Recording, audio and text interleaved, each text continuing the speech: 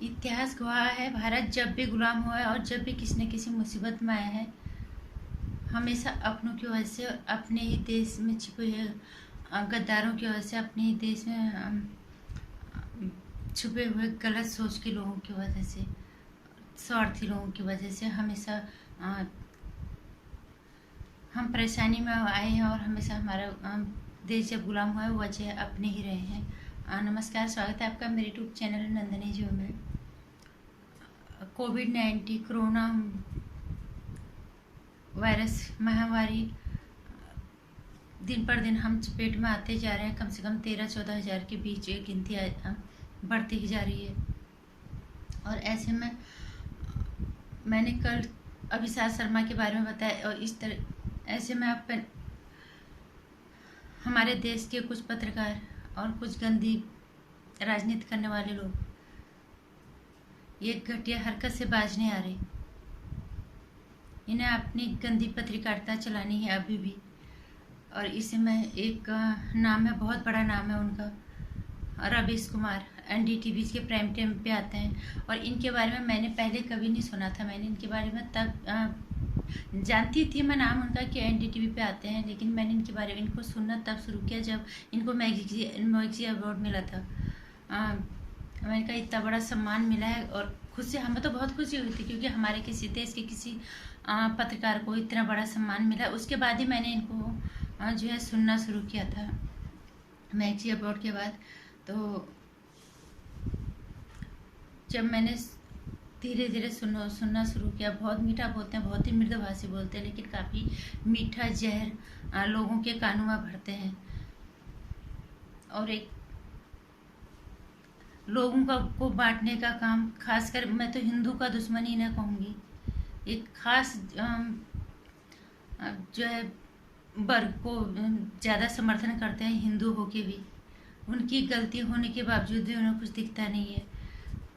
हमेशा सरकार के नकारात्मक पहलुओं को ज़बरदस्ती उजागर करने की कोशिश वो करते हैं कि जब कोई गलती नहीं है, फिर भी अच्छाई में भी उन्हें ज़बरदस्ती बुराई निकालनी है। 370 राम मंदिर, 3 तलाक, 370 नेहरू जी का दिया हुआ बोझ हिंदुस्तान को, पूरा हिंदुस्तान जानता है। राम मंदिर और 3 तलाक, राम मंदिर और 370 तो हर बार राजनीतिक पार्टियों के लिए ऐसा हो गया था, एक ऐसा मोहरा हो गया था कि जैसे ही चुनाव आ रहे हैं उसी टाइम पे इन चीज़ों का लॉलीपॉप पकड़ा देते थे वोटर्स को। हम सत्ता में आएंगे, हम राम मंदिर बनाएंगे, हम 370 हटाएंगे, क्योंकि दो ही बहुत बड़ी समस्या थी, ऐतिहासिक काम था ये जो भी करता। 370 हमारे एक ही देश में 2 झंडे, हमारे कश्मीर हमारा होके भी हमारा नहीं था, और राम मंदिर हिंदू की आस्था।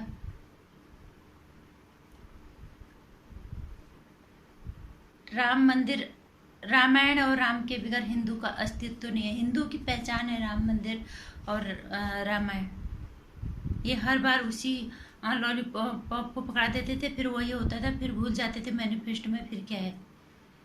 राजनीतिक पार्टी ने हर बार यही किया। लेकिन जब, और एक बार के लिए तो जब भाजपा पहली बार सत्ता में एक बार, तब भी हम भी अधीर हो गए थे कि जब भाजपा अगर राम मंदिर नहीं ला रही है तो फिर हमने क्यों वोट दिया। हमें भी, जबकि हम बीजेपी के सपोर्टर हैं, हम समर्थक हैं मोदी जी के बहुत बड़े, हम बहुत पसंद करते हैं, लेकिन उसके बाद हम भी धैर्य खो बैठे थे कि अगर हम मोदी जी को राम मंदिर नहीं लाना तो फिर उन्होंने झूठा वादा क्यों किया। हाँ, हमें तक ये तब भी हमें ये हो गया था। लेकिन दूसरे कार्यकाल में आते ही अमित शाह जी गृह मंत्री जब बने, उन्होंने ताबड़तोड़ फैसले लिए। 370 उन्होंने हटाया, मुस्लिम बहनों को 3 तलाक के अभिशाप से मुक्ति उन्होंने दिलाई, राम मंदिर हिंदू की आस्था और विश्वास को उन्होंने जो है वापस दिया। राम मंदिर बनने का रास्ता साफ हो गया, आज उसका जो है शिलान्यास भी हो चुका है। तो इतना कुछ हुआ, रवीश कुमार जी ने हर बार नकारात्मक ही बोला, उन्होंने कभी हिंदू के पक्ष में बात नहीं की। और जब आज तबलीगी जमात वालों का वो खुल के सपोर्ट कर रहे हैं, उनको तबलीगी जमात वालों की कोई गलती नहीं दिख रही है। उन्हें हर बार सरकार की गलतियां ही दिख रही है। उन्होंने ये कहा था कि पत्रकार का काम होता है निष्पक्ष पत्रकारिता। ये निष्पक्ष पत्रकारिता है क्या? ऐसी होती है निष्पक्ष पत्रकारिता? आप बहुत बड़े पत्रकार हो। हमें जब आपको इतना बड़ा मैगजीन की अवार्ड मिला था, वो बहुत खुशी हुई थी, हमें भी गर्व हुआ था। इससे पहले मैंने आपको कभी नहीं सुना था, इसके बाद ही मैंने उनको सुनना शुरू किया था। लेकिन इतनी घटिया मानसिकता, अपने ही लोगों को बांटने का काम करते हैं। माना आप जिस पार्टी को आप पसंद नहीं करते वो सत्ता में नहीं है, इसका मतलब ये थोड़ी कि हर बार आप नकारात्मक टिप्पणियां करेंगे, हर बात आप गलत करोगे। आपके का प्राइम टाइम कोई मतलब का कुछ चीज़ें आपकी ठीक आती हैं, क्योंकि जहाँ पे आपका फ़ायदा हो गया, आपके लोगों का फ़ायदा होगा। लेकिन बहुत सारी चीज़ें तो आपका प्राइम टाइम इतना बकवास होता है।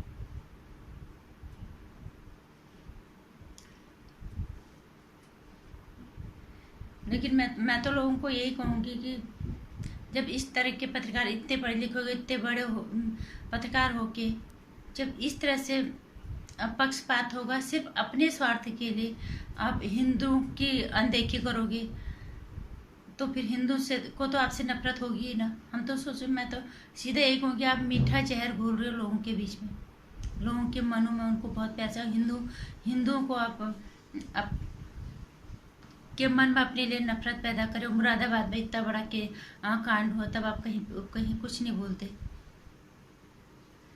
महाराष्ट्र में जहाँ पे भी जो सीधे आपको मोदी सरकार की गलती दिखती है, ठीक है। और जहाँ पे भी राज्य सरकारों की जिम्मेदारी है, वहाँ पे भी केंद्र सरकार के ऊपर आप थोप देते हो। सारी जिम्मेदारी अगर केंद्र सरकार की है, ममता बंगाल के बारे में आप कुछ नहीं बोल रहे।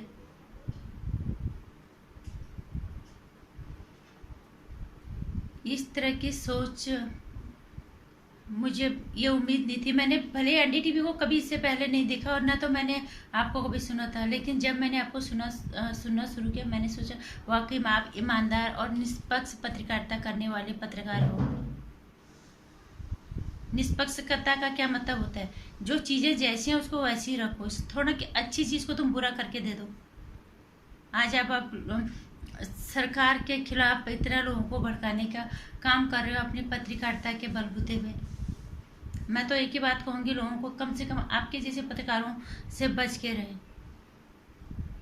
हम एक आम नागरिक हैं, जो हमें महसूस होता है वो हम अपनी वीडियो के माध्यम से लोगों को जगाने का काम करेंगे। और मुस्लिम भाई सारे खराब नहीं है, इतना मैं बार बार कह रही हूँ।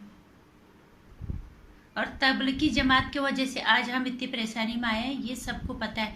ये आप मानो या ना मानो, ये सब मानते हैं। आपके जैसे पत्रकार, विशाल शर्मा जैसे पत्रकार, पूर्णप्रकाश वाजपेयी जैसे पत्रकार जो है, ये आप इन चीज़ों को मत मानो, लेकिन हम मानते हैं। और कुछ यूट्यूबर हैं और कुछ आपके चेले हैं यूट्यूब पे, वो माने न माने, लेकिन हम इस चीज़ को मानते हैं कि हम परेशानी में सिर्फ और सिर्फ तबलीग की जमात की वजह से आए हैं। आज ये मोदी जी का ही नेतृत्व है कि पूरा विश्व उनकी तारीफ कर रहा है।